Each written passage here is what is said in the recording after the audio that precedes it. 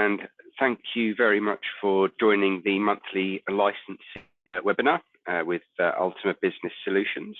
My name is Ian Gerard. I am one of the Microsoft licensing consultants for Ultima, and this is the webinar on the 21st of June. And today we will be looking at the end of the Microsoft year, and also what we can start to understand from how the year has gone and what Microsoft's focus is for the next FY in FY23 and what those kind of focus areas will be. As always, this webinar is going to be a high-level summary of those subjects. We'll be going into more detail on some of them more than others. The slides are pretty high level at the moment, so you will be getting a copy of them, but you also obviously can get a recording. And as I would always do, is there's going to be some elements of this webinar that may be more resonant for you than others. So please, contact your Ultima account manager or your licensing specialist, or come directly to myself, because this will always be far better once you go and look at it in your own unique scenario, of course. So this webinar is going to cover those general trends, what we've seen, what we've kind of learned over the last 12 months, and what we're kind of seeing at a relatively high level for the next FY as well. I keep referring to high level and so on. There is the Microsoft Inspire conference, or their conferencing coming up in July. So in many regards, when we're looking out towards 2023, some of the finer detail, Microsoft are being a little bit tight-lipped regarding that, just as their customer and partner conferences are coming up over the next 6-week period where obviously they're going to have some announcements. So I imagine that this type of webinar will be run again in 30 days' time, and there's going to be that much more meat put on the bone in regards to what we can really learn around the coming year. So as always with these things, it's going to be developed. There is some new news. There are new products coming out. There's some limited availability, some limited information around certain of those products as well. But let's start off by looking at Microsoft in 2022 and really what the last 12 months, what some of those, from a licensing point of view, what some of those major news stories were, what some of the major changes were. I would certainly say, you can certainly kind of summarize it into the introduction of the NCE, the Microsoft's new commerce experience, the price increase that happened earlier this year, other licensing changes and what Microsoft are doing to their licensing products, their cloud products, online, on-premise products as well. And then finally, a little piece, regarding Microsoft's revenue and growth in 2022 and what that can mean as well. So if we start off with covering Microsoft in 2022 in regards to the introduction of the new commerce experience. Now, this was effectively happening over the course of 12 months and is still continuing to happen as Microsoft introduced new terms and new rules around this new commerce experience. It's all around Microsoft reducing the number of agreements for customers to choose from, making that path to purchase just a little more simpler, making it initially a little bit more easier for you as the customer. What it's really meant is that it had quite a large impact on CSP. So the CSP agreement was effectively the evergreen agreement from Microsoft, where you could choose to purchase your licenses, your cloud licenses, on a monthly basis, and you could increase them and decrease them monthly, or you could commit for the year. And you could even buy some on-premise or some subscription products on there as well. Big impact of the NCE really was the introduction of like a 20% premium if you wanted to have that flexibility on the CSP agreement. So many organizations, small organizations, large commercial organizations, were finding different use rights for this CSP, and they loved this flexibility, being able to flex up and down each month. So Microsoft was seeing customers only committing on a 30-day period, perhaps some of the products getting less sticky. So Microsoft did introduce a 20% premium to have that monthly flexibility. So effectively, if you are a seasonal worker now who does only need a piece of software for 3 or 4 months out of the year, you can countenance that 20% charge. Otherwise, the impact on CSP is pretty large in regards to having that flexibility reduced. Microsoft are not really offering any concessions regarding the NCE on CSP as well. So really what we've kind of learned is that the CSP was a big success, and actually it was something that was always designed for the smaller to medium sized organization, giving them that flexibility. But because it was adopted so much in the channel with major enterprises, regardless of whether you were a frontline worker or even working in the legal or financial services sector, these short-term workers were very beneficial. And the introduction of the 20% premium, the removal of all kind of concessions or anything away from standard terms, when there was quite a big impact on the NCE, effectively on the Microsoft, again, just driving that EA, if you were over 500 users, just really driving that EA message of pushing customers and putting value back into that enterprise agreement. It's also had quite the introduction of the new commerce experiences has had an impact on Azure as well. So you as a customer have effectively got 3 choices now to buy Azure, and we've really seen that solidify over the last 12 months. So you can go and buy it on your credit card, pay as you go, and go to the Microsoft website and start consuming it that way, literally using a card. Option number 2 is utilizing this NCE, the new commerce experience, kind of part of the CSP, where you'd go to a partner such as Ultima, and you would effectively enter into a ongoing kind of pay-as-you-go contract with that partner for your Azure spend. So you're not prepaying any amount, you're not using your credit card, but you're effectively consuming Azure over the period of 90 days, over the period of 30 days each month. And at the end of that month, you're receiving an invoice for your services used. Now, the third option with Azure is if your spend is significant enough, as in if it's over effectively £1 million per year, then you can do a direct deal with Microsoft for your Azure, and perhaps enter onto a yearly kind of server and cloud-based type enrollment.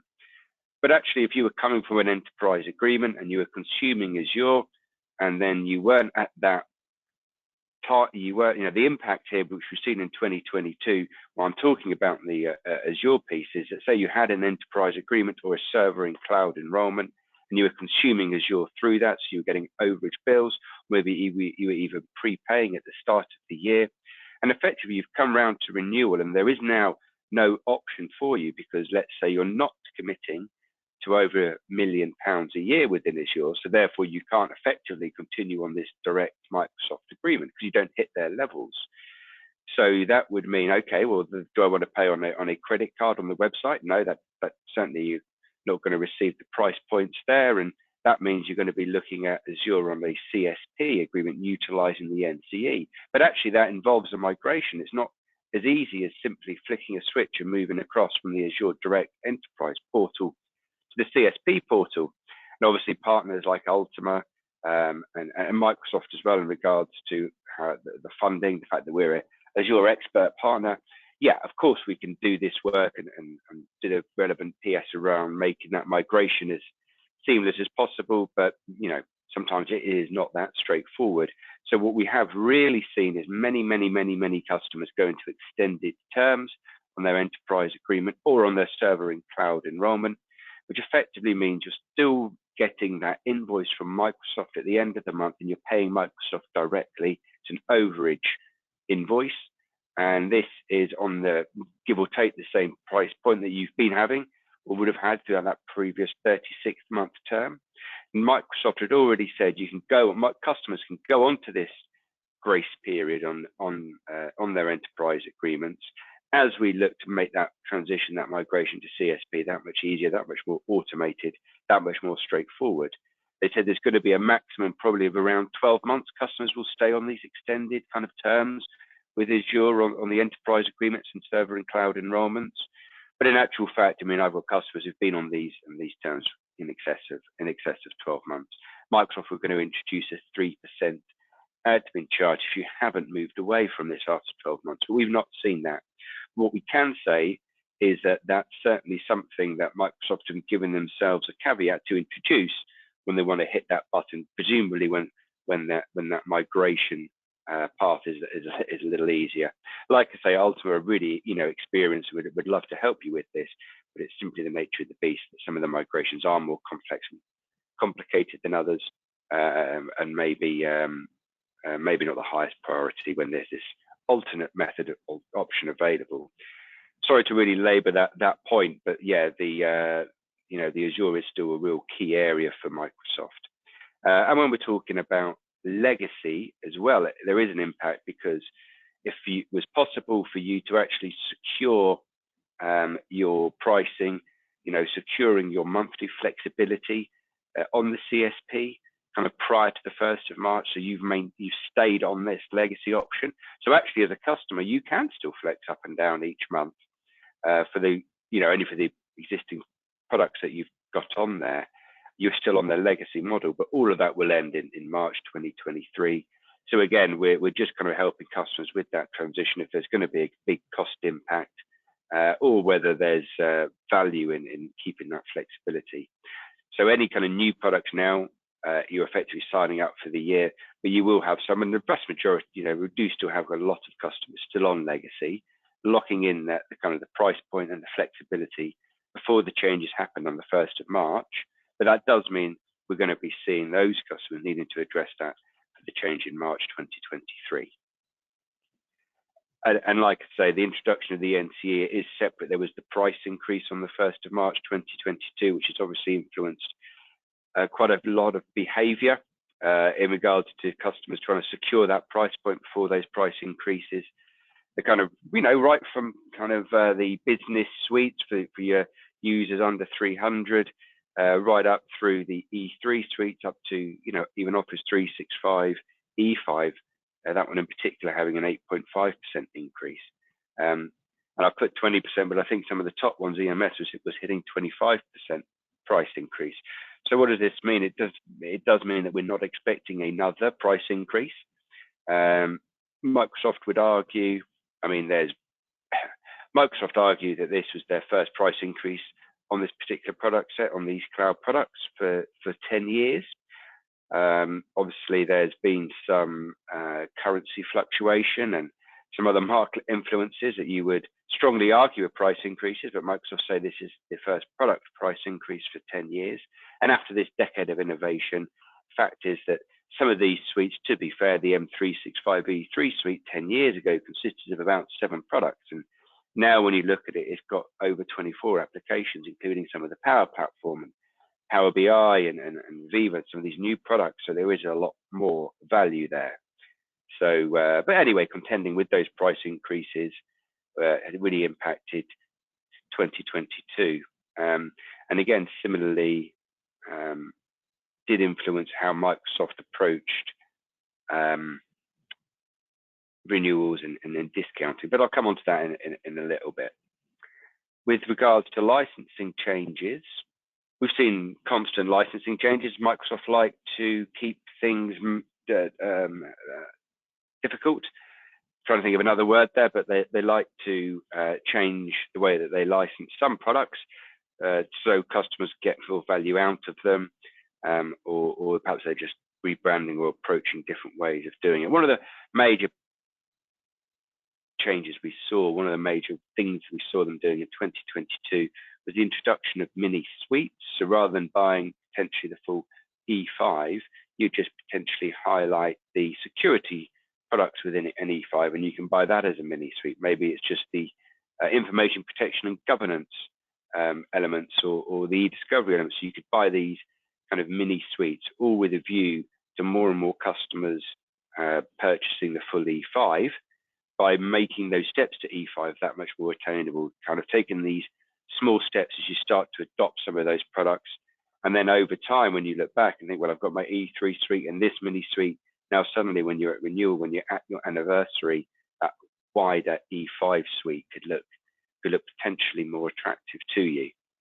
And that's what Microsoft has been doing in 2022, kind of just pushing customers towards that kind of E5, towards their bundles, towards their E5 suites, something that they've incentivized with various price increases or changes in licensing structure, but also kind of offering up these new mini suites so customers can kind of get there quicker. It is interesting also that they haven't completely abandoned their on-premise environment as well. We've seen significant value retained in software assurance. So whether you've got software assurance on your Windows servers, on your SQL servers, there's actually quite a lot of value. You know, yes, they've removed some of the planning services days and those off-site training vouchers, which has been a hit. So to get, you know, the tangible benefits you used to get from software assurance, you still get the new version rights. You can still spread those payments without additional charge. But you used to get, like, you know, off-site training vouchers. You used to get, you know, time with technical specialists from partners, these planning services days. These are kind of removed over the last 12 to 24 months. But actually, software assurance benefits have increased in regards to kind of software benefits. So third-party use rights, you know, the hybrid use benefit, actually being able to have as a hybrid type license, being able to leverage additional discounts or having to be able to step up from these on-premise products.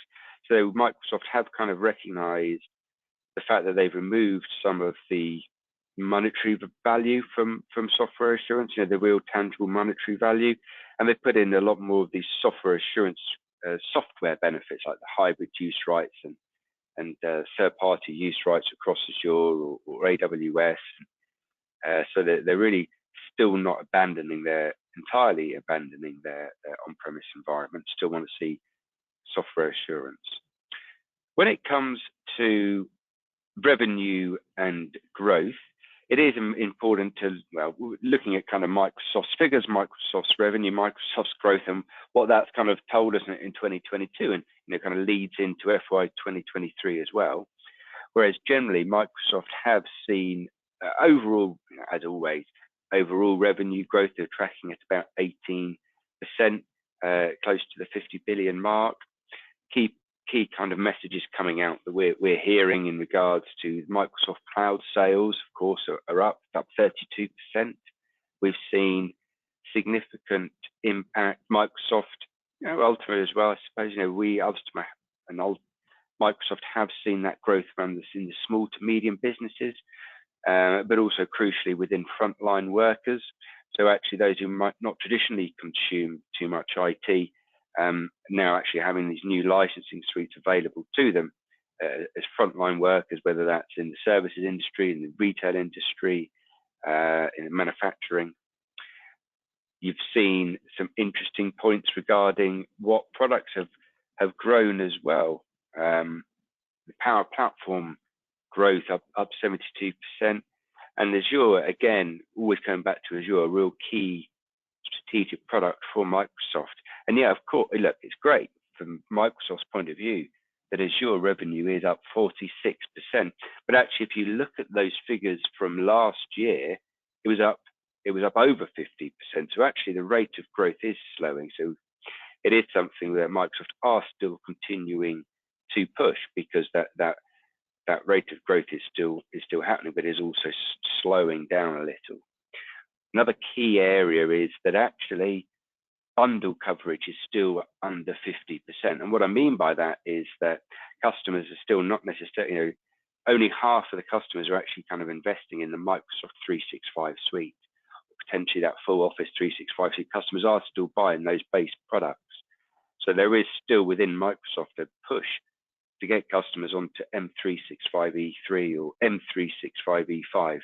And these M365, you know, bundles is where you include Office and the Mobility Suite and Windows, and, you know, many enterprise agreement customers have the bundles, but there is still really only a 50% adoption. So a key area for Microsoft we're continuing to see is to really push those bundles, because that's what they want to sell.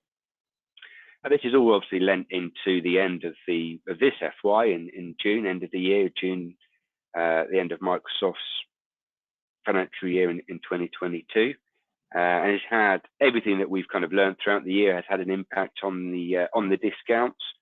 So all these things that we've seen is effectively there is a lower discount level as we've come into June this year, actually as we've seen in Q4 of this year, as opposed to previous years. Microsoft have done a lower level of discount.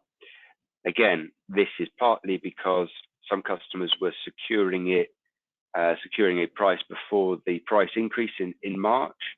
We mentioned about the additional products coming into those bundled suites. So that has had a knock-on effect in regards to those discounts. Microsoft are doing more focus actually away from the discounts, a little bit more on the funding side. So actually making sure customers are getting value from the products that they've bought. And this comes into a variety, the funding, if you like, can break down into a variety of different tracks. There's the fast track, which is in many things over the years. Please speak to us to learn more about it. Sometimes it's very good. Sometimes it's not correct for the customer. It's not on-site support. It's off-site support where you're hitting various milestones at 15% of deployment. At 40% of deployment is access to experts. It's you, Mr. Customer, do the work, but here's a load of expert material. Here's some guidance. Here's some plans, and then here's someone to review your work after the event at various milestones to help you with that at your own pace. You've then got like the Enterprise Skills Initiative or ESI, which again is less, the next one, the financial, the ESIF, the financial investment. That's money on your door, where you effectively money to your door. You're effectively completing or you're writing an SOE, depending on the work, depending on the amount of funding that you are approved for. At different levels from kind of 5,000 up to 20,000 plus. So it really is all based on that statement of work. And whereas the Enterprise Skill Initiative, again, all around getting you access to those technical solution specialists. Something else that we've seen from Microsoft in this FY, they are still discounting, don't get me wrong. And whether you're an E3 customer, just to return to the first point about discounts, we are still getting discounts. We are still seeing discounts. They're just at a lower level. Certainly you expect higher discount rates in June. And that's not necessarily what we've seen. And again, we can and I will kind of expand and talk about this a bit more, but we are seeing more concessions kind of coming in place of those discounts. Customers negotiating, depending on the level and size of your customer. Again, the 5-year term is not available for the small to medium, is for those larger enterprises, or having some kind of price cap or some other framework, whether it's second tenancies, multi-tenancies. So we are seeing Microsoft kind of asking, well, actually, concessions, the adoption of some Surface devices, for example, taking a number of Surface devices or an intent to spend a certain amount within Azure. We're traditionally seeing, if you not prepaying, but if you're committing to 150% of your Azure commitment, then that can influence the level of discount that you get. For example, you get a larger discount for E5 than you do for E3. But the way to truly expose that is to run through the critical piece for Microsoft, which is that third-party displacement. What alternative products can we displace here by you adopting the Microsoft product? So you as a customer benefit from that because you've got a streamlining of your technical strategy, potentially of your financial, not having to double pay for the same product across multiple vendors, but working out what that roadmap is, working closely with Microsoft. We've been doing a lot of that in this FY, kind of looking at that third-party displacement piece, matching it up to when you as a customer are going to get value from the Microsoft technology. And if it's not for the first 12 months of the renewal or 24 months, that's that's when the discounts kind of come in to cover that period where effectively you're not going to be using that product. So again, it's a lot more of that long term, and the concessions, discounts, and funding are all more based around your unique scenario as a customer. But yeah, look, there is a reduction on discounts as well. There's no denying that. And we have also seen the introduction of a late penalty fee. Microsoft say it needs to be on time, and if you don't renew on time, and this is a programmatic thing, it's not like an individual's decision. There's a 3% charge, a 3% charge, I should say.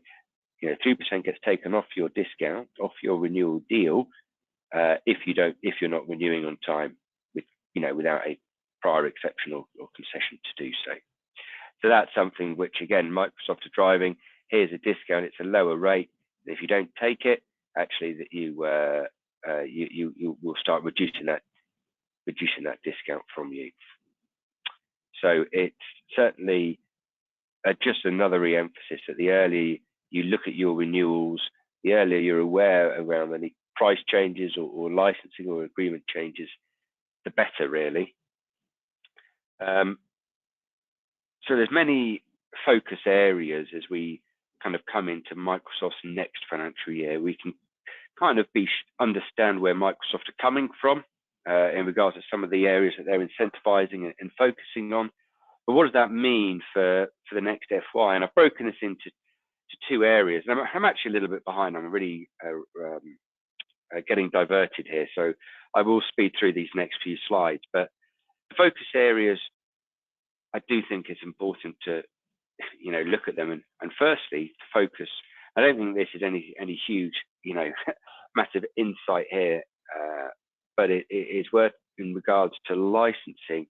There is still that push, and there is still going to be that move to subscription to get away from that perpetual licensing model onto that subscription licensing model. That is for your on-premise environments and obviously for your cloud environments as well. Again, we've seen a large majority of customers move across to that subscription model, but that's certainly a continued focus from Microsoft. We really see them wanting to return to standard pricing, standard terms, and standard licensing practices. So actually, they want to move away from being able to give you really bespoke, unique deals. By doing this, they're actually on a bit of a mission to move customers away from the traditional perpetual license and towards that subscription base. But they're also, and then part of the ways that they're doing this return to standard pricing is actually giving their sales reps, some of their commercial executives, less influence, less sign off. So actually all decisions moving forward, certainly in FY 2023, is going to be how to go through licensing desk. So we've already seen a real standardization of their online terms over, to be honest with you, the last 3 years are now readily available online and very standard, and Microsoft absolutely want to return to this, have less bespoke deals. We've seen that with the lowering of discounts. We've seen a return to standard terms in regards to those online terms, in regards to the Microsoft customer agreement and the NCE. They want the new commerce experience that I was talking about. They want to standardize and simplify and make it easier and straightforward for you as a customer, but that does mean less flexibility. So what that really means in the return to standard pricing terms and licensing practices is reps with less influence, less discounts, standard terms, less flexibility, but then supporting you more as a customer to only buy the products that you need and to actually then help you deploy and get the most value from those products once you've bought them. Microsoft want to manage the whole contractual and licensing resources. Obviously, as a public company, they are tasked with kind of having very predictable revenues and to have that kind of clear pipeline. So they want to close renewals, certainly we've seen it in 22, we'll see it in FY 23, close those renewals earlier, close them faster. So certainly as we come into FY 2023, I'd say let's leverage this, focus on this. Why not everyone's always liked to negotiate, wait until their mid-year, wait until their end of year. Well, actually now negotiation outside of their peak times is going to build into them, into some of the things that they want to achieve in FY 2020, in FY 23. So, and I mean, but as a fourth point, 40% of their business occurs in June. They want to get away from that. They want to smooth that out. So actually, we're going to be, I believe, we will see in FY 23 an opportunity to negotiate outside of peak times and actually to leverage that, to take advantage of that. And we've actually seen that with the lowering of discounts in 22, because actually some of the more unusual October, November times, we were seeing, maybe not so much February this year because the price increased, but I think moving forwards into 23, negotiations should be potentially done outside of peak times. But then for Microsoft, their kind of focus areas are broken down into those 6 areas there. I don't think there's any huge surprise with the majority of these. I do have some very, very brief slides covering them that I will just, to be honest with you, I will just race through. But what we're looking at in Microsoft's kind of ongoing technical and strategic strategy for FY23 is a focus on data and AI, continued investment in and focus on both the Azure infrastructure and also the digital and app innovation, a look at business applications, modern work, and then security as well. So when it comes to data and AI, Microsoft absolutely seeing it as the foundation and as one of the most important aspects for any organization moving forward, making the most of their data to put their organization at a forefront, at cutting edge. They're using digital transformation themselves, and they want you as a customer to do the same.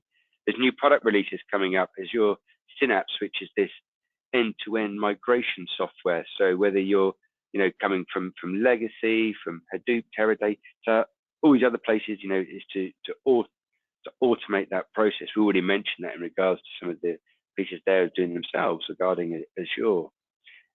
You're going to have products such as Azure Purview as well, a new product, this unified data governance, where you can manage and govern all of your data, actually regardless of whether it's on-premise or entirely in the cloud, or you're a multi-cloud customer. So this is something that we will see product innovation and more products come out throughout this. Microsoft will continue to talk about their own digital transformation, and they can kind of continue to see this as a key area that most businesses are exploring themselves to give themselves their own cutting edge in the market. There's no, Azure infrastructure. It's been a real key topic over the last 5 years and will continue to be so. Like I say, there has been 46% growth, and potentially that growth rate is starting to slow, and they do still absolutely see AWS as a key competitor. Potentially more of a focus on Google and Apple, to be fair, moving forwards. But the Azure piece isn't going anywhere, and that is your infrastructure piece, regardless of what your journey is going to continue to be a key focus for Microsoft in FY23, as is actually their digital and app innovation as well. Certainly across their Power Platform, and when I mentioned Power Apps there. But Microsoft are continuing to launch new products. I called out GitHub, specifically Copilot. I think that's a really interesting. Now Microsoft coming out with all these statements that every company is now a software company. You have to employ developers to progress the industry and provide value to your customers. But actually writing that code, GitHub, or with Copilot, you can boilerplate some of that code so it automatically completes. So rather than spending, hours, it's something that can be done in seconds, because some of that work, up to 35% of that code, can kind of now be kind of covered with boilerplate code. So it's really giving customers the ability to create an environment, their own development environment. It's forever shifting in the cloud, but actually gives you that pace of change, so you can be one of those innovators if you choose to be a Microsoft, kind of continue to want to give customers, continually wanting to give customers access to be able to do that. And that's going to be a big focus in FY 2023. Again, similarly, when it comes to the business applications, traditionally we've always just thought of that as Dynamics 365. Microsoft have got a whole different revenue stream and target and team, and they will continue to do so. And their licensing, when you approach Microsoft for a deal or licensing desk, there's, it's effectively Dynamics and then everything else. So Dynamics can get access to a different flavor of deals done in a different way, which you may or may not have experienced. Is going to continue to be that focus, aligned with the Power Platform. We are still seeing new products. The Power Pages, the latest one, the fifth product, extending the capabilities of the Power Apps portal. So it's kind of with a view to kind of create external portals quicker. So there is, it's kind of part of that common data service. So there is continual investment there. I mentioned it earlier, Microsoft wanting to drive the bundle, the M365 suite. You've probably seen some iteration of this diagram before in regards to what product fits where. Microsoft still want to sell the M365 suite. It's still going to be a key focus for FY23. And yeah. And then the final one, which should come as no surprise, is security, specifically Microsoft Defender, and that whole E5 security bundle. They've released the mini suites, and they're going to continue to push those and try and incentivize you as a customer to see the value in their security stack. I think Microsoft Microsoft has always had other updates, and we'll come into that in a second. I suppose the other point I would kind of have regarding Microsoft in FY23 is that they've always had this model of inorganic growth. They've always done key purchases and acquisitions over the years. Skype in 2011, LinkedIn in 2016. Microsoft is still following on that aggressive acquisition. They've done a lot of acquisitions for the gaming side for sure, and obviously for cloud businesses, but the other businesses just around like AI as well. So I think we'll continue to see that. Other updates that I did want to run through, there's Windows Server 2008, SQL Server 2008 that you could buy extended security updates for. Actually, this year's the final year you can buy that incredibly expensive support. I think we're going to start seeing 2012 going into that in January the 11th in 2023. But Microsoft are still effectively saying, hey, you can buy these really expensive updates, get them all for free if you actually migrate those servers to Azure. Easier said than done, but that's something that Microsoft is still continuing to offer. New product, Viva Goals, which again, I don't just want to kind of read off the screen, but it effectively is all around setting those business goals and managing them. It is now available, so please take a look. I haven't put it on there as your Sentinel, as it is another key area. Security information and event management, another area that Microsoft are kind of looking at. I've already mentioned around Microsoft Purview and the Power Pages. There's some other new products coming out. Microsoft Purview, actually, that unified data governance and risk management solution, is actually kind of a new brand family, Microsoft Purview. So, for example, Lockbox is now going to become, or Customer Lockbox, its full name is now going to become Purview Customer Lockbox. Obviously, data governance, putting that data in a secure box that not even Microsoft can kind of get access to without your key. So that's everything that I did want to cover in regards to what we've seen from Microsoft over the last 12 months and what we think that impact will be in FY23 from a licensing perspective, but also on kind of Microsoft's focuses on their key solution areas Those 6 solution areas being data and AI, Azure infrastructure, Azure digital and app innovation, business applications, modern work, and security. So if you're doing, which almost certainly are, some iteration of those, then please speak to your Ultimate account manager, your licensing consultant, or come directly to myself around this or any other of the new products or updates that you've heard about today. The slides will be made available. There's my contact information. Happy to take questions as always. Like I say, it is very high level, so you might want to approach us directly to understand how these various things might impact you or your organization. But I hope that was of benefit for you this morning. And